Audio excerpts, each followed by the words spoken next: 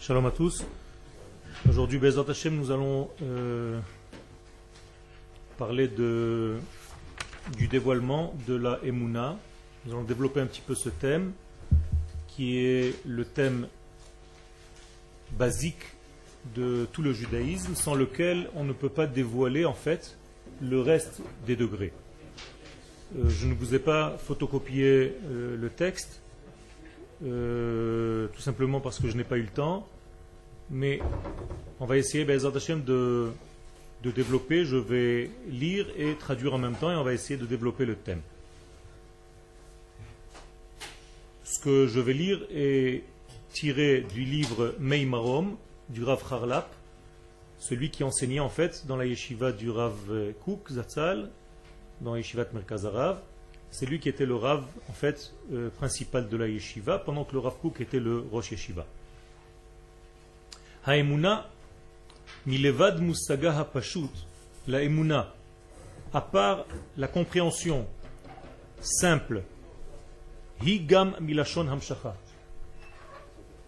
La Emuna enseigne, vient nous parler de hamshacha, c'est-à-dire de tirer quelque chose, de faire descendre quelque chose. Les hamshir, c'est pas seulement continuer, mais faire descendre quelque chose qui était dans une racine, dans un degré de semence, et de le développer.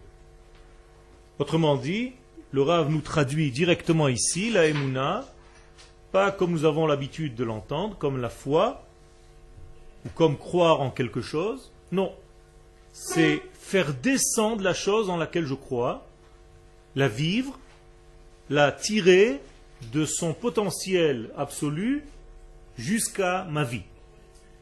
Autrement dit, je fais venir le degré dans lequel j'ai Emouna et je le fais descendre dans ma vie de tous les jours. Milachon, et le Rav nous donne un exemple, Vayehi omen et hadassa. Vous c'est marqué dans Megillat Esther, Vayehi omen et hadassa. De qui on parle? Vayehi omen et hadassa. Non, Mordechai. Mordechai, Vayehi omen et hadassa. Qu'est-ce que ça veut dire? Que Mordechai, en fait, élevait Hadassa. Qui c'est Hadassa? Esther. Esther s'appelait Hadassa. Et donc Mordechai la nourrissait, lui faisait descendre en faire de la nourriture, parce qu'elle n'avait pas ni de père ni de mère. Donc c'est Mordechai qui était responsable de son éducation et en même temps de son développement. Et le texte nous dit Vayehi omen et Hadassa. Le terme utilisé c'est omen, de la même racine que le mot emuna. Autrement dit, omen vient nous enseigner presque de nourrir au lait, au sein. C'est-à-dire que Mordechai nourrissait Esther à tel point que les sages nous disent qu'il y a eu un miracle et Mordechai est devenu comme une maman qui donnait à boire du lait à sa fille. Alors que c'est un homme. Pourquoi les sages vont jusque-là? Pour nous dire qu'en réalité le terme de Emouna vient nous enseigner une valeur qui est très forte, qui est la capacité d'abreuver, de donner, de faire descendre en fait une vie, du lait, pour faire grandir, pour remplir en fait le bébé de ce lait. On peut dire que Mordechai a nourri Esther de son lait à lui. Qu'est-ce que ça veut dire dans le sens profond? Que Esther a grandi avec les valeurs intérieures de qui? De Mordechai. Ok? Ça veut dire que toute l'évolution de Esther, c'est Mordechai qui lui a donné. Elle est fabriquée à l'image de Mordechai. Elle va grandir au lait de Mordechai. Vous voyez ici que le mot Emouna est très fort. Ça veut dire que le mot Emouna ici, c'est faire descendre quelque chose, un flux, d'un degré qui donne au degré qui reçoit, à l'ustensile. Ici, Mordechai en haut, Esther en bas, et lui, il fait l'acte de omen. Vous voyez que c'est un verbe, vehu omen. Il fait un acte de donner, de remplir, de nourrir, d'élever. Hadassa, hi Esther. Où est-ce que le Rav veut nous amener? Al-Yedea Emouna, donc le Rav va continuer, Donc vous avez compris ici que grâce à la Emouna, mamshichim et hadavar shema aminim bo. Donc le Rav devient de plus en plus clair. Grâce à la Emouna, on continue, on tire, on fait descendre le degré dans lequel on a Emouna. Je vais traduire en français pour que ce soit plus simple. Avec la Emouna, on fait descendre, on fait vivre, on amène à la vie notre foi dans la chose dans laquelle on a foi.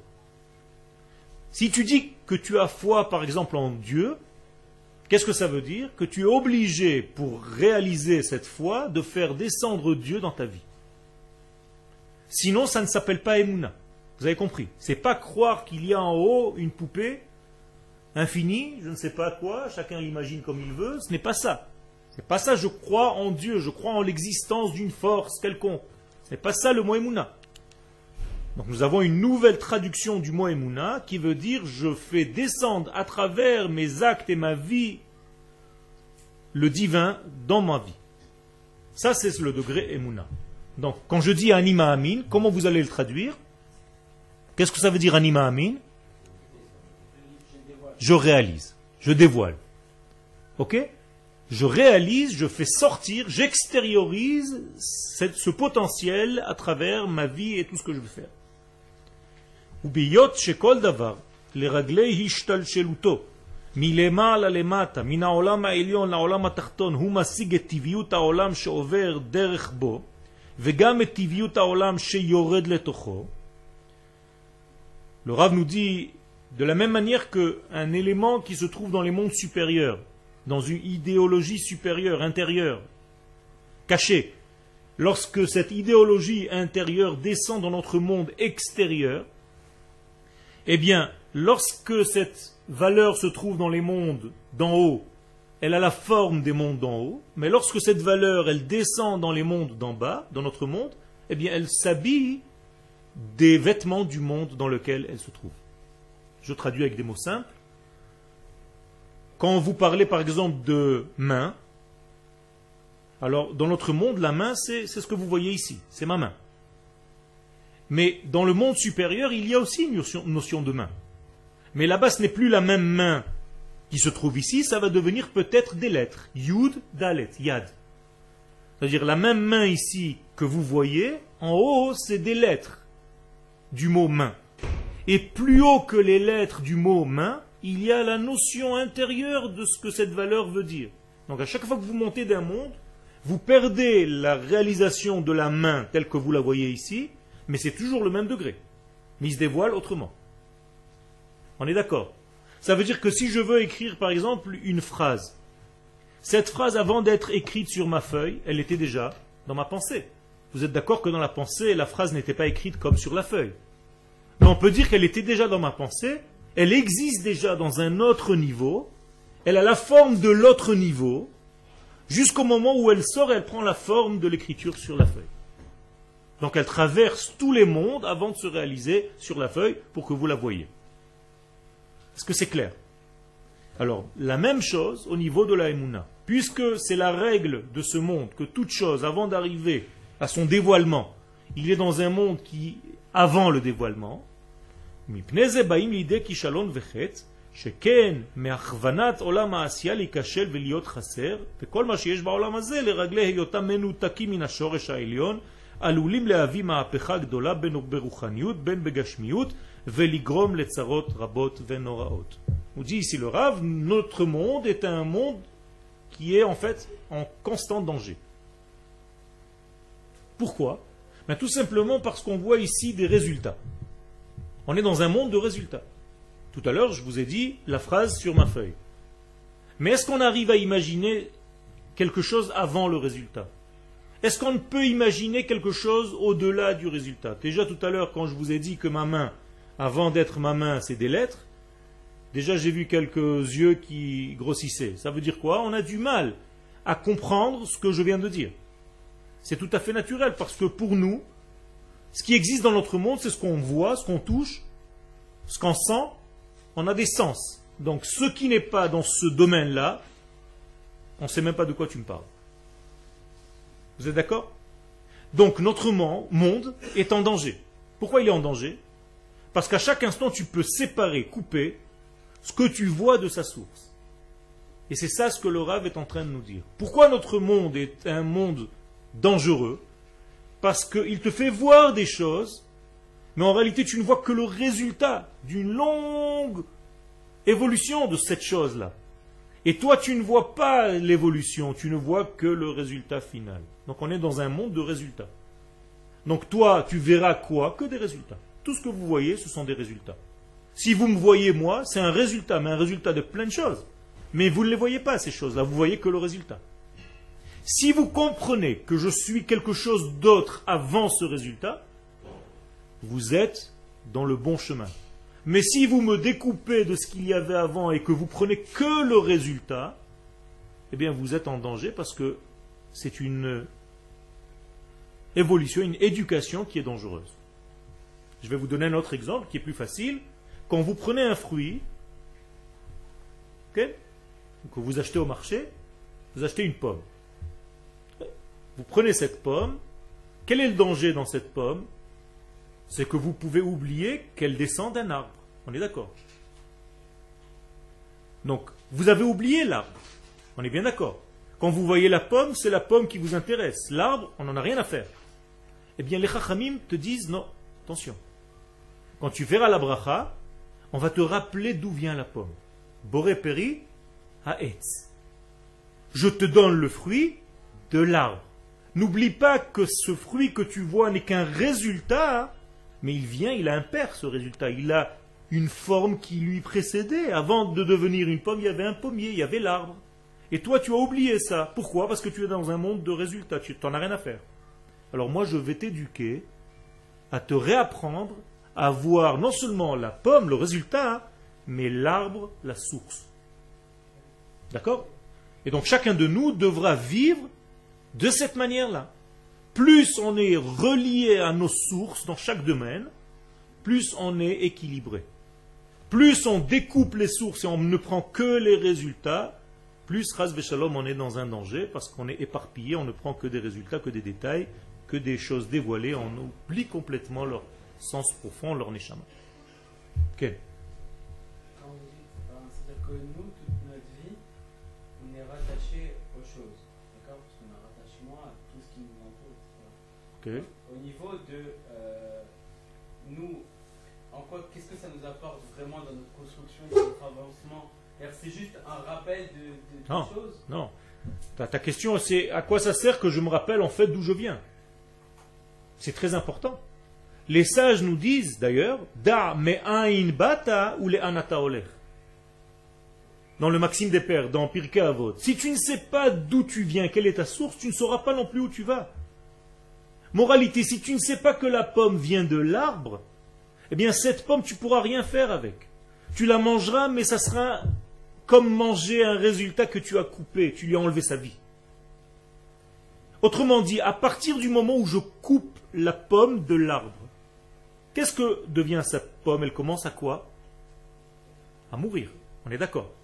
L'arbre continue à vivre, alors que la pomme est en train de mourir. Ok? Puisqu'elle est découpée de l'arbre, elle n'est plus nourrie par l'arbre. La seule façon que toi tu as de manger une pomme vivante, c'est en rappelant qu'elle vient de l'arbre. Sinon tu manges une pomme morte, qui n'a aucune énergie véritable. Alors maintenant je vous traduis ça d'une manière en fait ésotérique, un petit peu kabbalistique. Si tu manges la pomme sans faire de bénédiction sur la pomme, c'est comme si tu n'allais pas te réjouir de toutes les énergies qui se trouvent dans cette pomme. Tu allais manger un élément qui est relativement mort, de la matière. Mais tu n'as pas la même force que lorsque tu fais la bénédiction parce que tu as rappelé le papa de cette pomme, c'est-à-dire l'arbre. Vous avez compris? Et dans toute notre vie, c'est la même chose. Si tu ne prends pas les causes et tu te réfères qu'aux résultats, ce qui t'intéresse c'est la dernière ligne, eh bien tu vas te planter toute ta vie. Tu vas te planter quand tu vas te marier, parce que tu verras une femme sans regarder ce qu'elle est à l'intérieur, tu ne la verras qu'extérieurement. Tu vas te planter lorsque tu vas acheter une voiture parce qu'elle te paraîtra belle, mais tu ne sais pas d'où elle vient. Et tout ce que tu vas faire dans ta vie, ce sera en fait te relier à des résultats. Et on peut te faire les résultats très beaux, très jolis, alors qu'ils ne valent rien. On peut te tromper. Parce que tu n'es pas quelqu'un de profond. Quelqu'un de profond ne regarde pas que le résultat. Al tistakel bakankan, ela bema sheyesh bo. Ne regarde pas seulement ce qui est devant toi, ce qui est superficiel, regarde aussi. Ça ne veut pas dire qu'il ne faut pas regarder. Il faut regarder aussi l'intériorité. On est d'accord? Et avec l'accouplement de ces deux degrés, l'intériorité et l'extériorité, là tu as quelque chose de complet. Mais tu ne peux pas avoir quelque chose de complet si tu ne vois que le résultat. Donc ne jugez jamais aux apparences, qu'aux apparences. Faites attention. Si vous n'avez pas ces apparences qui sont reliées à la source, vous êtes déjà en danger de vous tromper. La zenidrash inyan ha'emuna. Donc le Rav nous dit, quelle est la guérison de cette maladie? Comment je peux faire pour relier en fait les deux mondes? Le monde, on va dire maintenant de l'arbre, c'est plus facile, avec la pomme. Eh bien ça s'appelle la emuna. C'est comme si je prenais l'arbre et je continuais à donner de l'arbre la vie à la pomme. Grâce à quoi? À un système qui s'appelle emuna. Comme tout à l'heure je vous ai dit que Mordechai donnait à téter à Esther, il lui faisait passer de l'énergie de Mordechai à Esther. Eh bien c'est la même chose, je fais passer de l'énergie de l'arbre à la pomme, de la source au résultat. Ça s'appelle Emouna. C'est un acte de Emouna. Donc je peux, par l'acte de Emouna, faire descendre dans mon monde à moi tous les degrés supérieurs de toutes les choses que je touche. Qu'on n'arrive pas à voir extérieurement parlant. Et la Emouna peut m'aider à faire descendre les choses et devenir très clair et très certain dans ma vie.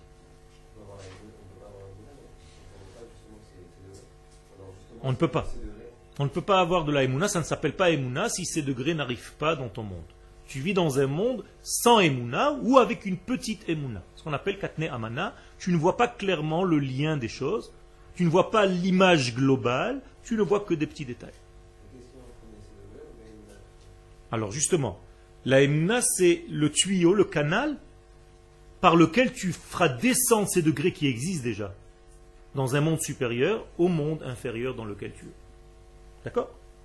Donc, il nous faut maintenant la Emouna. Donc la Emouna est un ustensile, est un cli, un outil de travail qu'on doit utiliser.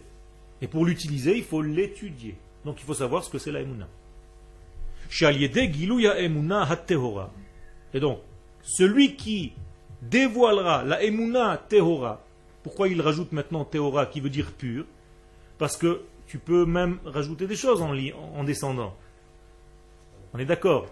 Tu vas rendre cette Emouna un petit peu sale, tu vas rajouter des informations qui n'étaient pas au départ. Alors que la Emouna pure, c'est que tu ne rajoutes rien. Tu fais descendre exactement ce qu'il y avait en haut et tu le dévoiles en bas. Ça, c'est une Emouna pure. Tu ne rajoutes rien. Tu prends la chose telle qu'elle était dans sa source et tu l'auras au résultat. Vous savez que, au départ, par exemple, lorsqu'Akadosh Baruch Hu a créé les arbres, c'était des arbres qui étaient mangeables, consommables. Mais la terre, lorsqu'elle a fourni les arbres, elle n'a pas fait des arbres consommables, elle a fait des arbres qui donnaient des fruits qui étaient consommables.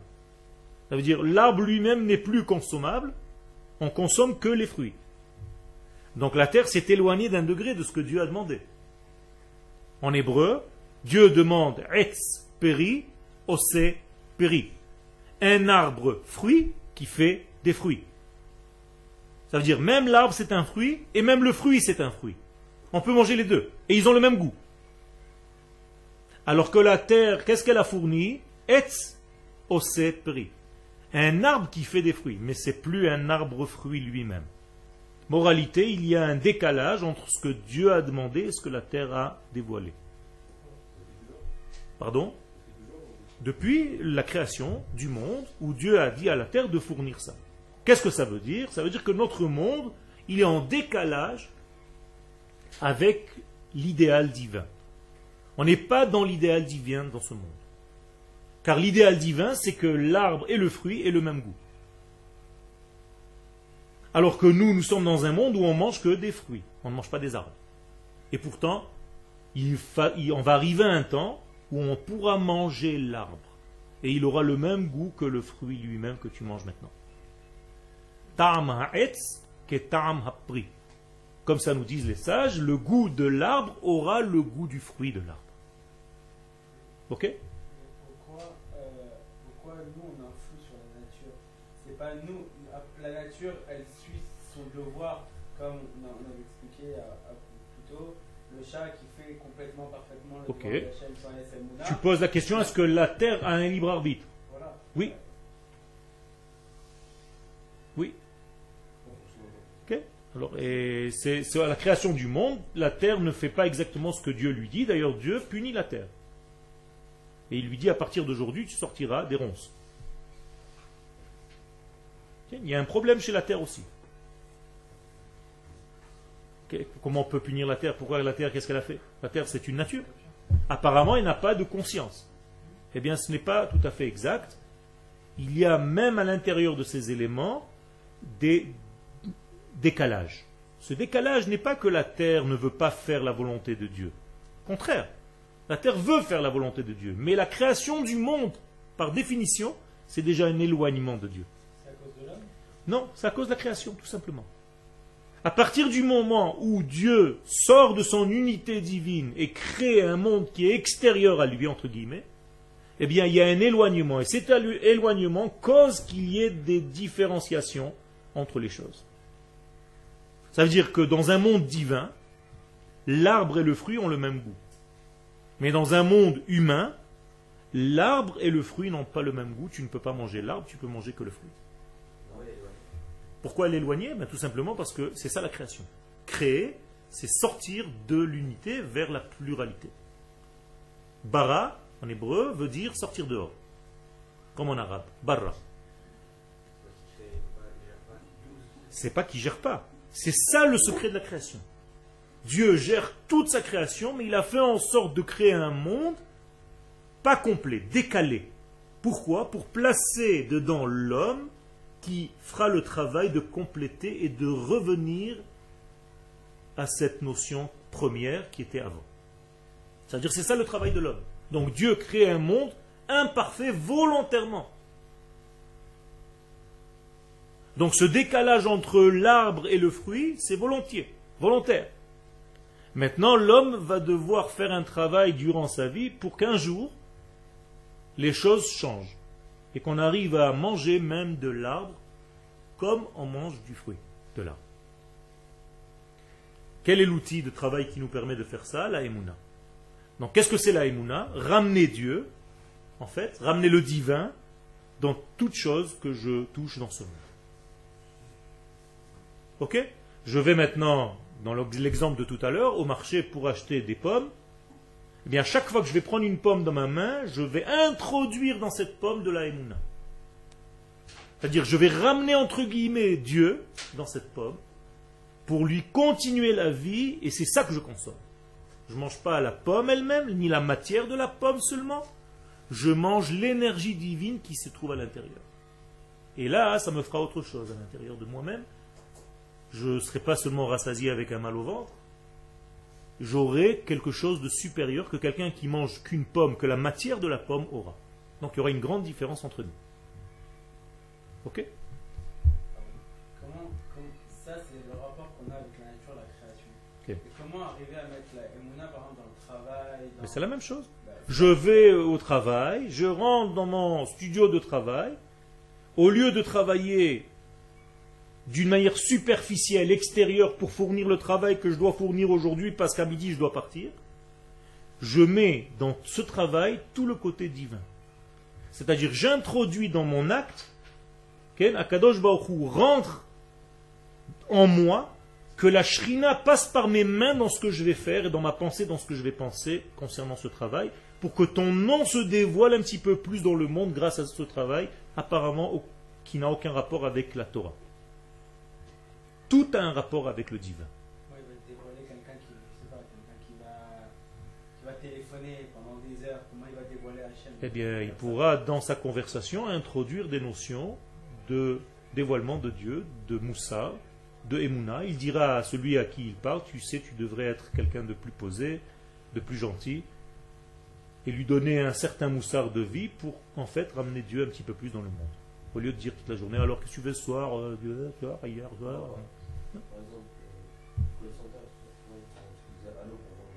Ok. Eh bien, quand tu vends des trucs, tu amènes une parnassa à toi, donc tu vas payer des impôts à l'État d'Israël, donc l'État d'Israël va devenir plus riche, donc tu feras en sorte, quand tu vas là-bas, de demander à Kadosh Baruch Hu, quand je vais au call center à Kadosh Baruch Hu, aide-moi parce que ce n'est pas que pour moi, toute la nation d'Israël va s'enrichir si moi je fais une bonne affaire.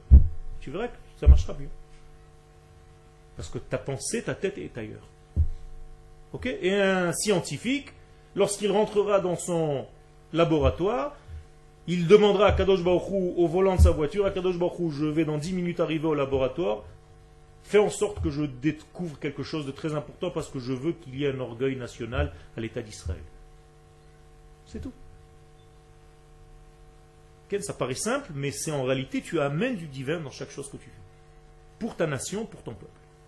Donc chaque soldat qui se bat, même s'il ne sait pas ce qu'il est en train de faire, il fait cet acte de Emouna à chaque instant. Parce qu'il révèle le divin, il protège sa nation, donc il protège le divin, il protège la royauté d'Israël. Okay. C'est toujours pour la gloire d'Akadosh Baruch Hu, c'est jamais pour la nôtre.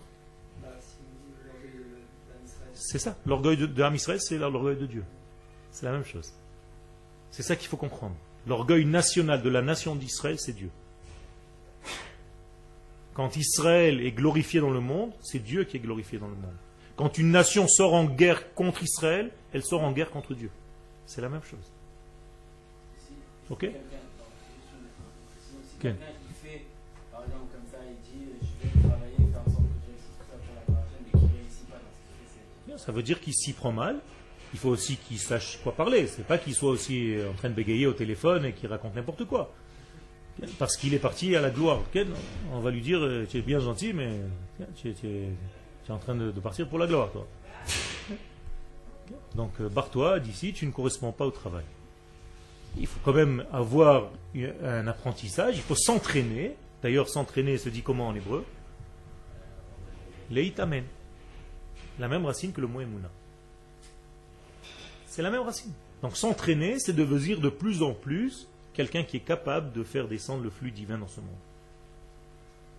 Donc si par exemple Akadosh Baruch Hu m'a donné la capacité d'être un artiste et que jamais de ma vie j'ai développé cette qualité-là, je ne me suis jamais entraîné, eh bien je serai juste un artiste en potentiel, mais jamais je l'ai réalisé, on est d'accord. Mais si je me suis entraîné, ça fait 50 ans que je m'entraîne à être artiste, eh bien je vais bien finir par sortir quelque chose, parce que je m'entraîne. Donc le mot Emouna, c'est la même racine. Et on le dit toute la journée au Beth Knesset. Amen, amen, amen, amen, amen. Qu'est-ce que c'est tous les amen? Qu'est-ce que ça veut dire le mot amen? Okay? Eh bien c'est exactement comme en français, amen. C'est un jeu de mots, mais en réalité c'est ça. Amen, c'est fait descendre ce qui est en haut pour qu'il se dévoile en bas. C'est tout. Je réalise, je certifie. D'accord? Comment on dit un artiste en hébreu? Oman, c'est la même chose. C'est la même racine. Entraîneur, mais amen. Celui qui fait descendre le flux chez celui qui est entraîné. Ça veut dire qu'avant l'entraînement, tu es crevé. Si tu vas par exemple à un entraînement de sport, de karaté, avant l'entraînement, tu es crevé, et après l'entraînement, tu te sens bien. Pourquoi? C'est bizarre, non? Quand les gens vont à l'entraînement, ils sont fatigués au début, et quand ils sortent de là-bas, ils ont de l'adrénaline, tout circule. Pourquoi? Parce qu'ils ont fait descendre du flux en eux. Ça s'appelle imoun. C'est la même chose en Torah. Quand tu n'étudies pas, tu n'as pas envie d'étudier, et dès que tu commences à étudier, tu as plus envie. C'est toujours comme ça. L'appétit vient quand tu commences à manger. Mais tu peux te déconnecter de l'étude complètement et ne plus avoir envie d'étudier. Tu te dis, oh là là, en ce moment, j'ai pas envie. Et je n'ai pas envie te pousse à ne pas, qui te pousse à ne pas avoir envie, donc c'est un cercle vicieux, tu n'étudies plus. Et quand tu rentres dans l'étude, tu commences, une étude apporte l'autre. Mitzvah goreret mitzvah. Une mitzvah attire une autre mitzvah. C'est bien? Des questions? Je continue. Donc, Aliede Giluya Emuna Hateora qui en od milevado. Donc il faut que tu aies une Emuna pure qu'il n'y a rien d'autre que lui, béni soit-il. En od milevado, je traduis, il n'y a rien d'autre que lui dans ce monde, c'est lui qui gère tout, c'est lui qui fait tout vivre. Mais même si extérieurement parlant, tu te dis, mais attends, mais où il est Dieu là-dedans? Comment il fait vivre ce stylo?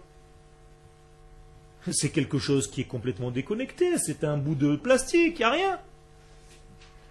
Alors tu vois des choses dans ce monde, des détails qui n'ont aucun rapport. Là, le fait que vous soyez vous maintenant ici assis alors que d'autres sont dehors, et les d'autres sont dans un autre cours, et c'est moi qui viens donner ce cours ici. Quel est le lien entre tout ça? Ça, on n'arrive pas à le comprendre. On est petit. Parce qu'on n'a pas des images globales, on voit que des partiels. Et ça, c'est un problème. Quand tu passes des partiels, tu n'auras jamais une vision complète. C'est ça le problème. Pour avoir une vision complète, il ne faut pas passer des partiels, il faut passer une entité. Et donc, même si le monde te fait apparaître des détails qui apparemment n'ont aucun lien les uns avec les autres, les uns aux autres, mitzad mikra olamazé, tu as l'impression que c'est tout du hasard. Qu'est-ce que tu veux faire? J'ai rencontré un type dans la rue. Quel rapport? Il n'y a rien. Et puis pourquoi tu es dans cette salle et pas dans une autre? Aucun rapport dans rien du tout. Apparemment.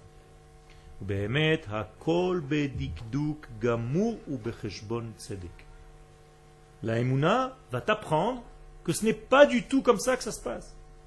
La Emouna va te faire comprendre qu'en réalité, tout ce qui se passe, les gens que tu as rencontrés aujourd'hui, avec lesquels tu es assis, et l'endroit où tu te trouves, et l'ambiance dans laquelle tu es, tout ça, c'est d'un conte bien précis qui vient d'en haut. Et c'est voulu par lui. Et il vous a réveillés tous ce matin pour que vous soyez maintenant dans cette classe. Et donc il y a un cheshbon, il y a un compte, tzedek, de justesse et de justice incroyable qui dépasse complètement l'entendement de l'homme. On n'arrive pas à comprendre comment Akadosh Baruch Hu fait autant de calculs instantanément. Parce que ce n'est pas seulement vous ici, c'est toutes les milliards de fourmis qui chacune aura à manger. Et c'est tous les animaux de la planète, et les hommes de la planète, et les femmes de la planète, et tout ce qui se passe dans ce monde, tout est géré par lui instantanément à chaque instant. Ça nous dépasse complètement, on est d'accord. Quelle destinée? Pourquoi tu ajoutes ce mot? Qu'est-ce que c'est la destinée? Dans le sens où ça veut dire que tout est programmé, que... Akadosh Baruch Hu sait, mais ça n'enlève pas à l'homme d'avoir son choix. Ça, c'est déjà encore un système qu'on appelle en hébreu Yedi'at Hashem ve'bechira. C'est encore un autre degré. Comment il sait déjà les choses à l'avance alors que toi tu n'as pas encore choisi? Alors tu n'as pas le choix. C'est ce que tu veux poser comme question. Non, tu as le choix. C'est pas un jeu. Mais Dieu sait. Comment? Ben, tout simplement parce qu'il n'est pas lié au temps comme toi. Pour lui, le passé, le présent et le futur sont déjà existants et toi non. Mais quand toi tu choisis vraiment ta vie. Sinon, il n'y aurait aucune récompense et aucune punition, entre guillemets. Puisque tout est déjà écrit, comme disent les Arabes, mektoub. Si c'est mektoub, alors laisse tomber, ne fais rien. Reste chez toi, tu t'allonges et tu attends que les choses te tombent dessus. Un jour, tu vas devenir Rosh Yeshiva sur ton lit. Et tu vas gagner toutes les batailles de l'armée d'Israël à partir de ton canapé, avec une petite télécommande. C'est du bidon. On comprend bien que si tu ne fais pas les choses, si tu ne participes pas aux choses, les choses ne vont pas venir parce que tu ne fais pas en sorte de choisir, de faire sortir, de faire dévoiler les choses. Donc ne t'attends pas à des choses qui sont... Ce monde-là n'est pas un monde de fou, okay? C'est un monde de réalité. Donc tu dois faire les efforts. Kadosh Baruch Hu va t'aider, va te donner plus que les efforts que tu fournis, mais tu dois fournir ton effort. Po'alim le'amshich u'la'alot hakol el hashorish. Et tout ceci pourquoi? Tout simplement parce que tout ce monde doit reconnaître sa source. C'est ça entre guillemets, je vais dire des guillemets, prenez-les comme des guillemets, le jeu. Quel est le jeu qu'on est venu jouer dans ce monde? C'est de dévoiler la racine de tout. Voilà. De dévoiler le divin dans chaque chose. C'est ça que tu es venu faire. Donc tout à l'heure, je vous ai donné l'exemple de la pomme. Dévoile le divin de la pomme. Maintenant, vous pouvez élargir ça. Dévoile le divin de toi-même, dévoile le divin de ton peuple, dévoile le divin de ta terre, et ainsi de suite. Donc tout ce que tu vas faire, c'est là que pour une seule chose, pour dévoiler le divin qui est en lui et le ramener à sa source. C'est l'acte symbolique qu'on faisait pendant les korbanot. Qu'est-ce qu'on faisait pendant le korban? Qu'est-ce que c'est un korban? Sacrifice. Qu'est-ce qu'on faisait en réalité? Pourquoi on prend un animal et on le brûle, on le fait monter vers Dieu? On ramène la vie à la source de la vie. C'est ça l'acte symbolique que tu dois comprendre dans ce que tu fais quand tu fais un korban. Si c'est pour amener des animaux et faire du feu et sentir le parfum du méchoui, c'est pas pour ça que tu fais un korban. Korban, ça vient du mot karov. Tu te rapproches en fait, dans ton conscient, du divin qui t'anime et de l'animal qui est en toi. Et donc, comme tu ne veux pas te mettre toi-même sur l'autel des sacrifices, tu as pris un taureau à ta place, et c'est le taureau que tu fais monter en haut, mais en réalité, ce taureau, c'est ta vie animale, c'est toi le taureau. Est-ce que ta partie animale, tu l'as faite monter à Dieu? Est-ce que tu te comportes avec tes parties animales d'une manière divine? Là, ça rentre dans les détails un petit peu. Comment tu manges? Est-ce que tu manges divinement ou est-ce que tu manges comme un goinfre qui a faim? Est-ce que tu es divin dans ton repas? Est-ce que tu as conscience quand tu manges et que tu mâches que c'est une qualité divine que tu es en train d'ingurgiter en toi? Non. Ou alors tu es venu parce que tu as la dalle, il est 12h30, j'en peux plus. C'est tout. C'est autre chose. Et quand tu vas faire la sieste, est-ce que tu fais la sieste parce que tu es crevé? Ou est-ce que tu fais la sieste parce que tu demandes à Akadosh Baruch Hu intuitivement, je vais me reposer un petit peu parce que je vais avoir plus de force pour toi? Toujours la même chose. Tu vois que même dans la sieste, tu peux faire le travail divin. Tu ne peux pas te mentir. Tu peux mentir à n'importe qui sauf à la lumière. On ne peut pas mentir, on ne peut pas jouer avec Akadosh Baruch Hu. Il sait exactement où tu es dedans. Mais ça, c'est des bêtises. Tu sais très bien que tu te mens. Ta neshama, quand tu te regardes dans le miroir, et c'est exactement si tu es en train de lui raconter des salades ou pas. Okay? Parce que ta neshama, c'est toi. Toi, c'est pas ton corps, c'est ton âme. Regarde-toi dans le miroir et réfléchis à ton âme intérieure et pose-toi la question, est-ce que je suis en train de me raconter des histoires ou est-ce que je joue à un jeu? Est-ce que je me déguise pour plaire à quelqu'un ou est-ce que je suis moi-même? Okay? Ça, vous avez les réponses tout de suite. De perfectionnement, pas de perfection. Au moment où tu es fini, tu es mort. Comment on dit fini en hébreu? Esav. Il est assoui, il est fait. Quelqu'un qui est fait, il est foutu. Donc tu n'es pas complet, tu te complètes. Pas pareil. Jamais on est complet. Il y a un seul complet dans ce monde, c'est Dieu. Dieu, il est shalem. Toi, tu es dans la voie de te compléter. Donc sans arrêt, c'est infini.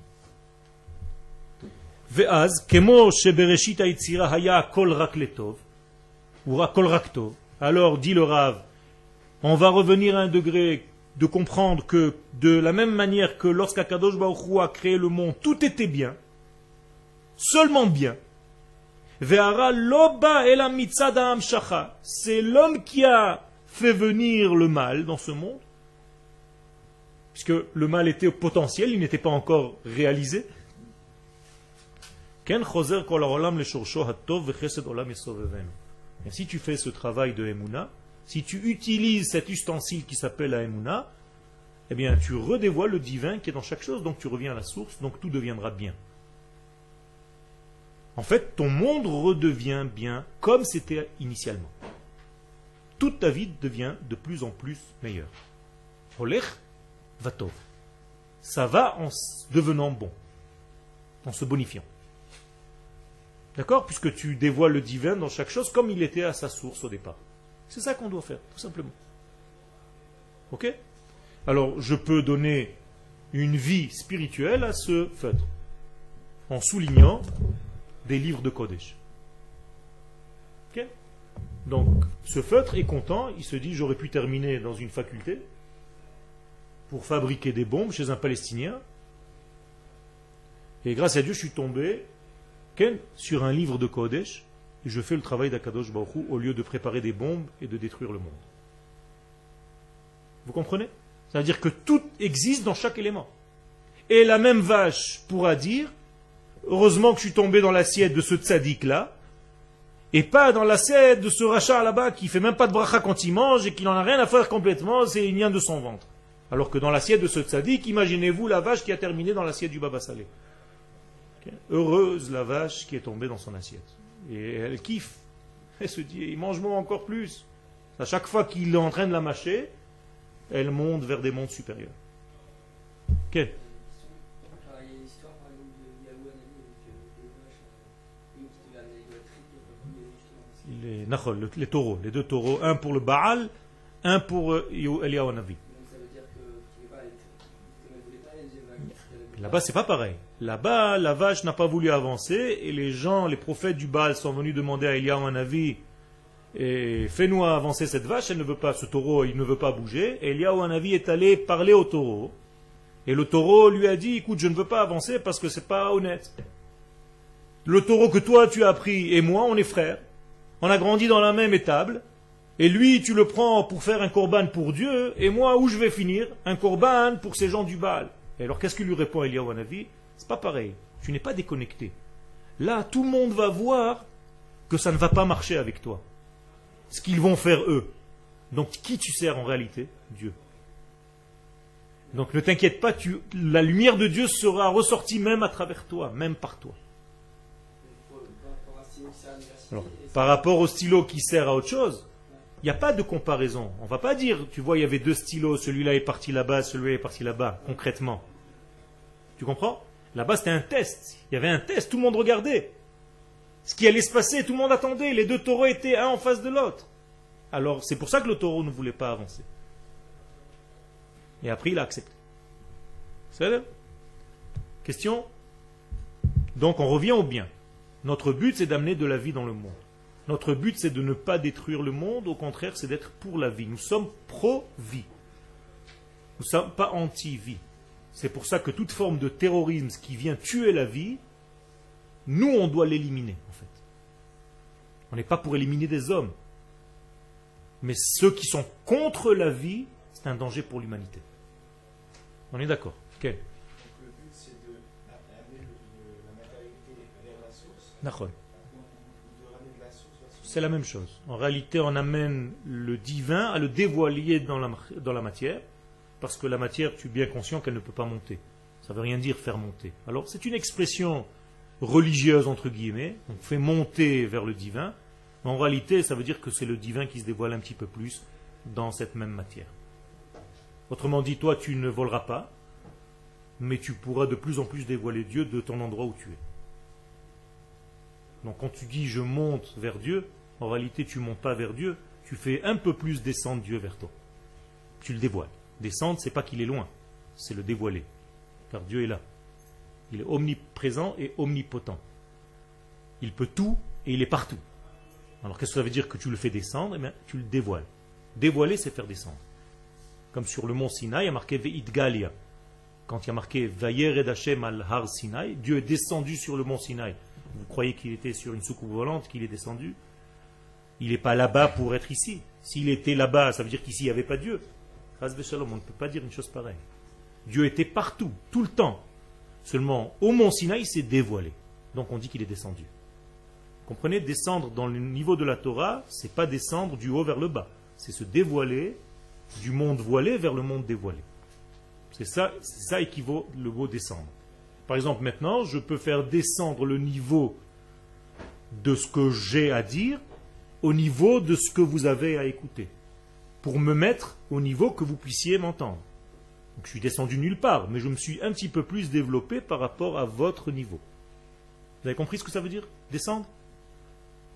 Je baisse le volume de l'intensité pour me mettre à votre niveau. Ça veut dire que je suis supérieur à vous, je suis différent. Mais je me mets à votre niveau pour parler. Quand tu as deux soldats qui ont des appareils de communication, s'ils n'ont pas la même tendance, la même fréquence, ils ne peuvent pas se parler. Donc il faut qu'ils se mettent à la même fréquence pour entendre l'autre, c'est tout. Donc Dieu se met de temps en temps à la fréquence humaine pour lui parler. C'est la Torah. La Torah parle à la fréquence humaine. C'est une fréquence divine qui se met à la portée de l'homme. Ça ne veut pas dire que c'est Dieu. Dieu est beaucoup plus grand que ça. Ok. Dévoilé.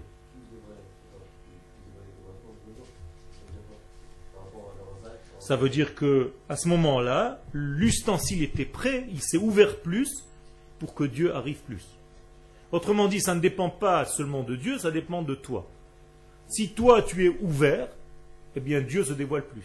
Qu'est-ce que ça veut dire ouvert? Si tu prépares un ustensile adéquat, un ustensile capable de recevoir la lumière divine, en termes simples, si tu arranges tes vertus, si tu fais le tikkun de tes midot, eh bien tu auras un dévoilement plus grand que ton copain, qui a fait moins de dévoilement de midot.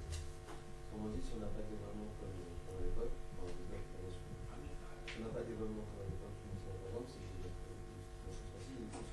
c'est alors toi, tu considères qu'aujourd'hui, notre ustensile est plus fermé parce qu'on a moins de dévoilement que les gens qui sont sortis du mont Sinaï. Et moi, je te réponds, c'est exactement l'inverse. Puisque les gens qui sont sortis du mont Sinaï n'avaient pas la terre d'Israël et n'avaient pas d'indépendance, et aujourd'hui on l'a.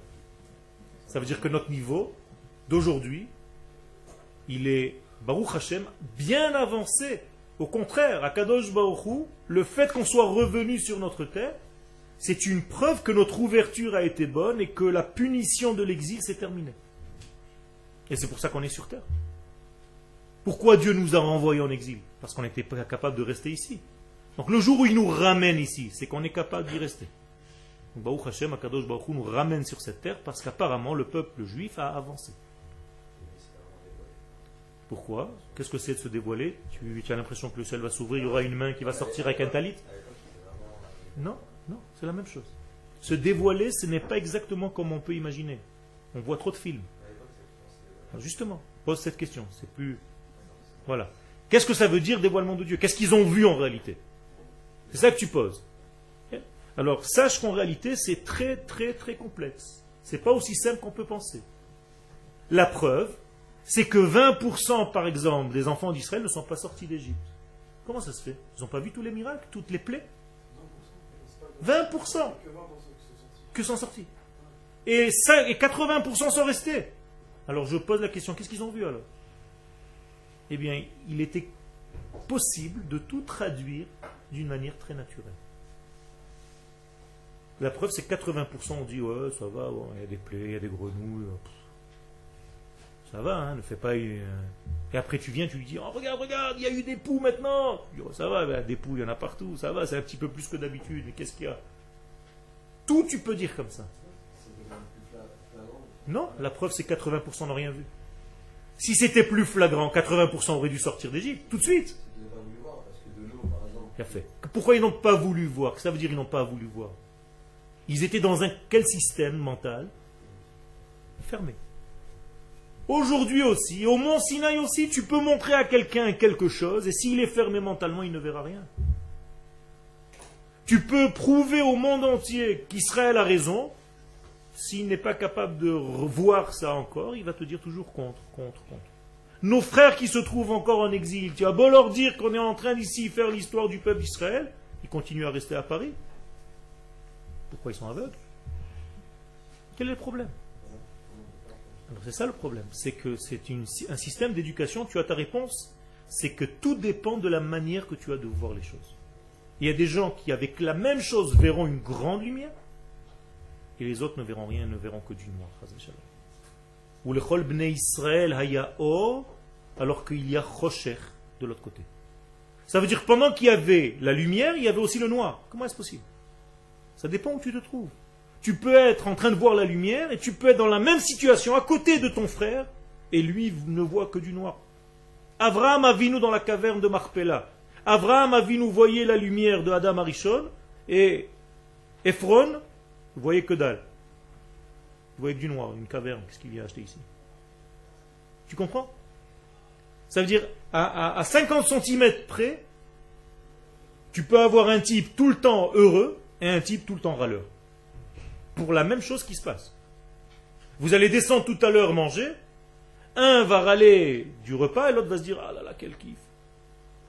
Et dans la vie, c'est exactement pareil. Alors ne croyez pas, n'imaginez pas qu'il y a eu des dévoilements qui complètement changent complètement l'ordre des choses.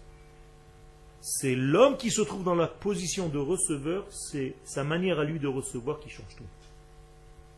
Et s'il est perméable, eh bien cette lumière lui arrive. Et s'il est imperméable, mais tu as beau lui donner tous les miracles possibles et imaginables, il ne sortira pas d'Égypte, il ne verra rien.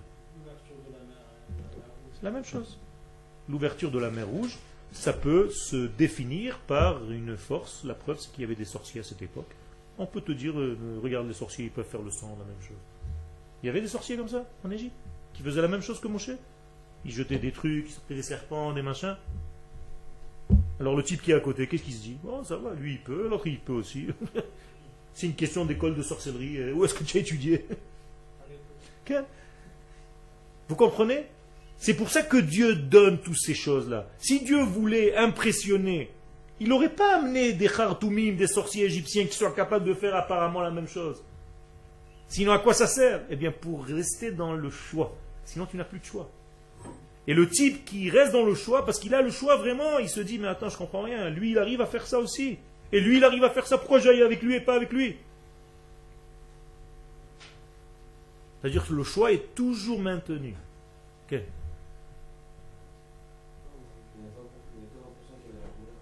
D'accord, mais ça c'est pour le meilleur des cas, parce que la Gemara dit que c'est beaucoup moins. Je ne comprends pas. Oui, vivent, mais pas de la même manière. Ils ne voient pas. Ils le vivent, tout à fait. Tout à fait. Tu as raison. Il vit l'événement, mais ça revient à ce que j'ai dit au début du cours. Il le vit comme quelque chose de superficiel, d'extérieur. Il n'arrive pas à voir le lien divin qui se trouve. Il avance, il peut avancer. Mais à condition qu'il soit avec son peuple, c'est encore plus. L'avancée est beaucoup plus grande. Ça veut dire en Eretz Israël, même si vous sentez que vous n'avancez pas beaucoup, votre avancée est énorme parce qu'elle est au rythme de la nation tout entière. Même si vous, personnellement, vous ne sentez pas que vous avancez. Un jour, on verra plus clair les choses, de plus en plus. Et toi, individuellement dans ta vie, et nous, globalement, en tant que peuple. Bien sûr. Mais les choses se clarifient de plus en plus. Bon, prochain. On va arrêter là aujourd'hui. Il y a une question? Concrètement, pour renforcer la Emouna, qu'est-ce qu'il faut? Alors, il y a fait, on n'a pas terminé le texte. Pour renforcer la Emouna, il faut d'abord étudier la Emouna. D'abord, maintenant, on a une nouvelle notion de ce que ça veut dire. Jusqu'à maintenant, tu croyais que Emouna voulait dire j'ai la foi. Maintenant, tu te dis attends, il faut que je fasse quelque chose pour faire amener ce en quoi je crois.